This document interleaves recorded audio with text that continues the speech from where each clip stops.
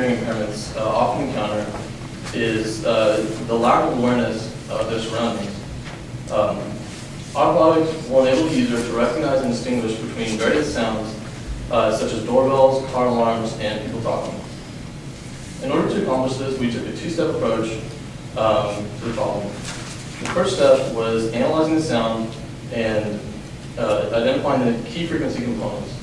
Next, we mapped the key frequency components to our visual template and display them on the screen. The first major challenge we encountered was how to accurately identify the magnitudes of the key frequency components.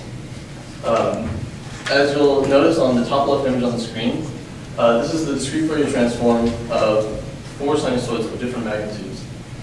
One thing you'll notice is that there appear to be 2 frequency components that have the same magnitude. In actuality, these 2 peaks represent sinusoids with different amplitudes. And this occurs because observing a finite length of the sinusoid is equivalent to multiplying it by the rectangular window, which you can see behind me. Because of this, it's not ideal when we have multiple sinusoids with different frequencies. To overcome this, we use a Hamming window, which has where the side lobes are lower, but we maintain the adequate frequency resolution. This allows us to identify the magnitudes of the peak frequency components with much higher precision. The short time Fourier transform uses this method in short intervals, allowing us to analyze incoming sound,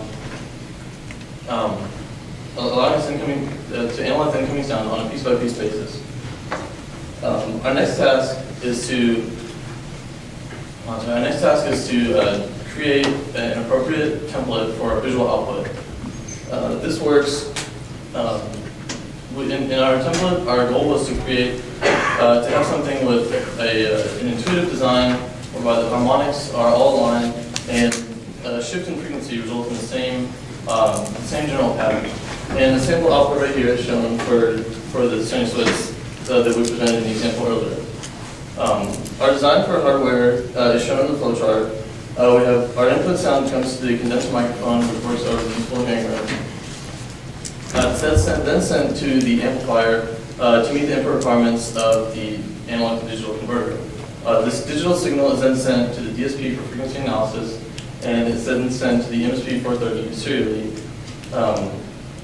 for output to the OLED screen. Next semester, we plan on optimizing our algorithm to send to enable us to implement this in mobile hardware and in real time. I'd like to open this up to any questions. I have a number of questions. Okay. Your magnitude and loudness, what's the difference and how are you measuring loudness?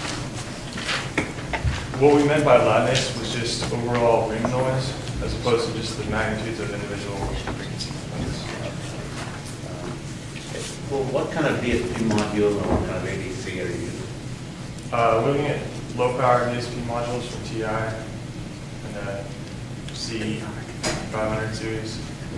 And the analog to digital converter, the TI has an evaluation module that has a 44 kilohertz analog to I digital. was also wondering, you want a DSP and a MSP, or could you use something that's got a combination of those things, like get DSP in an ARM, like a Wallman processor?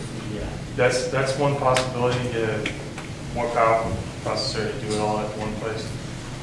But looking at the less expensive, lower power DSPs, we also need the MSP 430 to have enough output data pins to control the screen.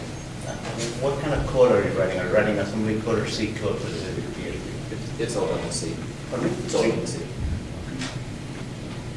One more question? So does your system make allowance for the location and the direction of the sound? Because I can think of in a mall environment where there's a lot of noise, you're probably more interested in where the noise is coming from, as opposed to just the loudness of the noise. So do you have to make any allowance for that yet? What we're planning on doing is having 2 of these devices, one that works like on each ear, so that it would be on the inside of each side of your eyes. And we haven't done anything in terms of directional info yet, but we're planning on having that be the first step, is having 2 sides and then go from there. Thank you very much.